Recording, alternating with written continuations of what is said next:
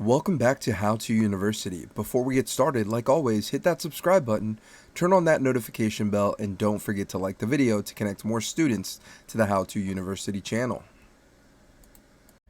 In today's video, we're going to teach you how to delete a tweet. So what we're going to do is, in the video, is head over to Twitter, and once we go to our profile, we're going to go ahead and select the profile that you want to delete the tweet from. So let's just say that you weren't too happy with a tweet, or you accidentally tweeted the same thing out the same day. So what you're going to do is hover over the tweet that you want. There's going to be three dots on the top right hand corner. You're going to select that where it says more. Now a drop down menu is going to appear, and you're going to click on the one that says delete. And this here reads delete tweet. This can't be undone, and it will be removed from your profile, the timeline of any accounts that follow you, and from Twitter search results.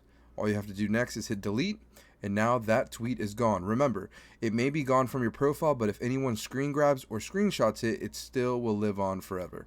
If this video was helpful, make sure to leave a like, subscribe if you haven't already, and we'll see you in the next one. Peace.